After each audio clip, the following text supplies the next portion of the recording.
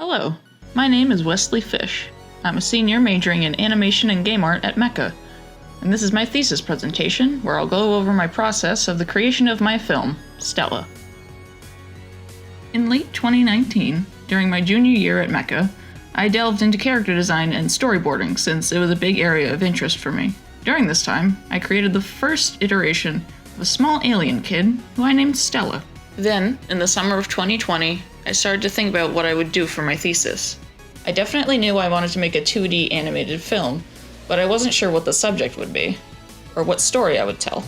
One idea that came to me, and one that I really did like, was the idea of an alien nature documentary. Sort of animated shorts of animals on an alien planet, just kind of doing their thing, and maybe surprising the Earthling narrator along the way. The alien creatures that I thought of for this idea ended up being the ones that populate Stella's planet in my thesis.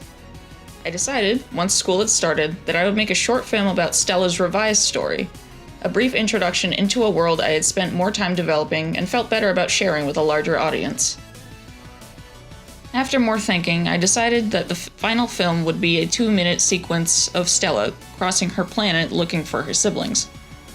I wanted to keep things very light with the story, seeing how this was going to be presented in the thesis show and to families and my own parents, so I didn't want to get too lore-heavy. Work on my thesis film started with sketches and thumbnails. After receiving feedback from both peers and mentors, I decided to look through my thumbnails once again and then whittle down some of the scenes in the sequence that didn't feel all too necessary for me.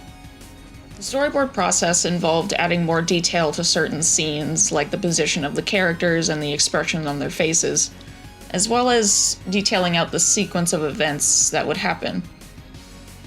One detail I did add to each scene is that they would take place during a particular time of day. One would cycle through morning, afternoon, dusk, and nighttime a few times, so that even if the film was only a few minutes, we could get the sense that Stella has been traveling for quite a while. As for the animation itself, I'll demonstrate with the scene of Stella getting onto her horse from the very beginning of the film. First, I take the storyboards that I've done and put them into a sequence in Toon Boom Harmony. Then, I go in and I add a few more key poses. After the key poses are all well and established, I go through and add in-betweens. After repeating this process a couple times, I'll go in later and clean up the lines of the animation. After this, I will add a single flat color to the characters. This color is usually the most prominent one I associate with the figures, and it goes right underneath their line art layer. And, if everything is looking right, I'll go back in with the repaint tool in Harmony and add more of the colors from their palettes to them so that they actually look right. After this point, any backgrounds or other assets that are necessary in the scene will be put in.